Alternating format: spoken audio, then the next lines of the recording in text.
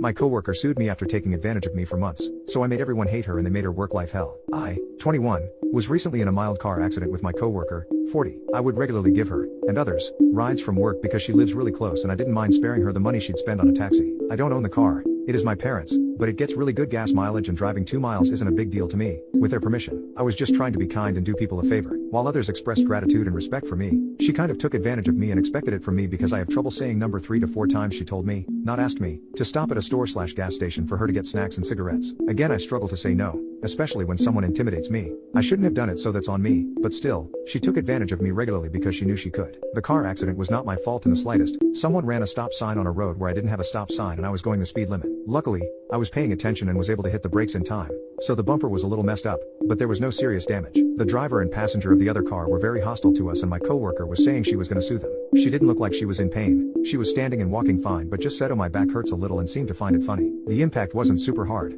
It's not like anybody else got whiplash or anything. She was even joking around and laughing with the police officer about how she was going to get her check. He offered her an ambulance and she said she was fine and that wasn't necessary. She ended up going to the hospital a day later. I'm pretty sure that was solely for having a medical record of it, but I don't know what the doctor said/diagnosed. I honestly didn't think she was seriously injured because she had no mobility issues or obvious pain, but I can't prove that, of course, even though I thought it was BS.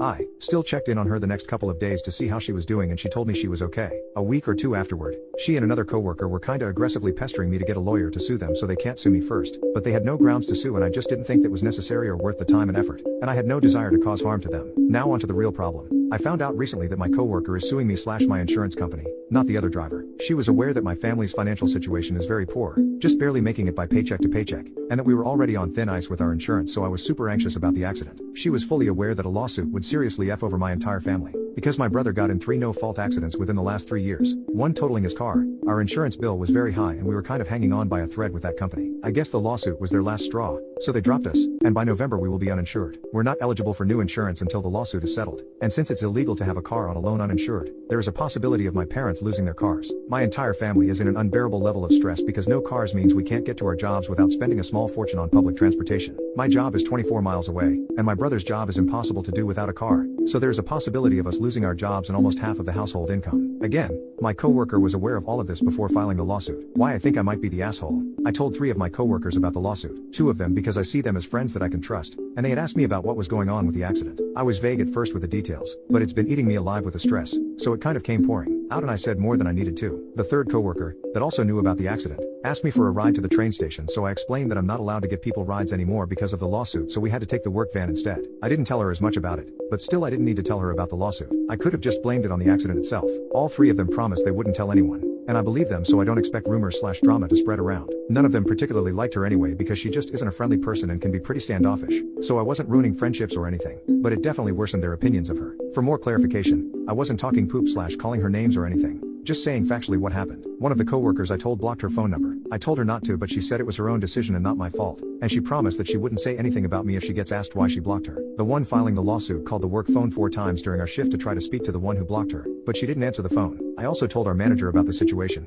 both because I thought it was necessary to disclose, and because I wanted to make sure I wouldn't lose my job if I took a temporary leave of absence due to the transportation issue. She's a per diem worker, sort of a substitute who works at other locations as well, so this manager isn't her direct supervisor. She already didn't like the coworker because allegedly she has caused problems with several other employees. My manager called her disgusting and was almost more upset than I was, and agreed that it was really messed up to knowingly harm someone who was doing her a favor. She even offered me permission to record her discreetly if I wanted to have proof of her functioning as normal, gave me info to contact an insurance agent, and gave me the phone number for HR to get proof that she hasn't missed work because of the injury. I didn't ask for any of this, she offered it. I may be naive, but I'm not an idiot, and I'm so hurt that I only ever showed her kindness and empathy and she took advantage of me for her own benefit. I tried to give her the benefit of the doubt the day I found out and that there may be some mistake, as she said she would be suing the other person and my legal name is not the name I use at work, but she's been ignoring my texts even though she's always on her phone and refuses to give me the contact info of the witness. She definitely knows what she's doing and how this is impacting me and is intentionally avoiding me so that I have no defense in the lawsuit. I did her a favor over and over again for several months, asking for nothing in return, and she showed zero appreciation for it and screwed me over as much as she possibly could. I feel really guilty now because it wasn't necessary for me to keep talking about it, and even though it made me feel better/validated,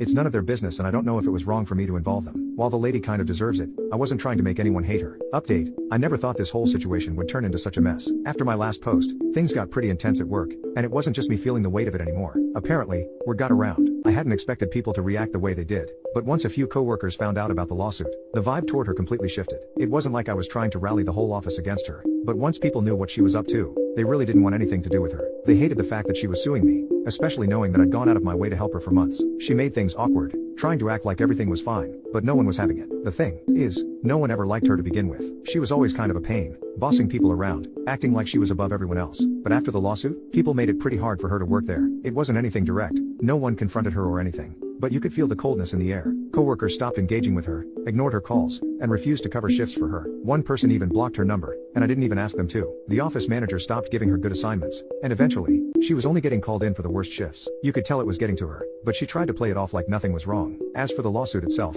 I was dreading the whole legal process. I knew I didn't have much to work with. She had already gone to the hospital and had a record of the injury, and she had been ignoring my texts asking for witness info, so I figured she was going to throw everything she could at me. But my manager came through for me in a way I didn't expect. She offered to give me any info I needed, including proof that my coworker hadn't missed a single shift since the accident, which was huge. That meant there wasn't any real evidence of her being injured enough to warrant a lawsuit. I also got a lawyer, thanks to a recommendation from one of my coworkers, and I made sure to document everything. I kept a record of all the times she had asked me for rides, the texts where I'd checked on her after the accident, and everything she'd said about her back pain while joking with the officer. My lawyer said that her behavior immediately after the accident, along with the fact that she declined the ambulance and laughed about getting a check, would work in my favor. When it came time for the lawsuit to move forward, things took a turn. My lawyer was able to get a statement from the police officer on the scene, confirming that she hadn't shown any signs of serious injury, and that she was joking around about getting money out of the situation. On top of that, my lawyer contacted HR and confirmed that she hadn't missed any work due to her supposed injuries. Between that, the officer's statement, and the fact that I had been driving cautiously, the case was looking a lot better for me than I initially thought. In the end, the lawsuit didn't go the way she planned. The insurance company saw right through her act and refused to pay her anything significant. She got some compensation, but it was nowhere near what she was expecting. As for my family's insurance situation,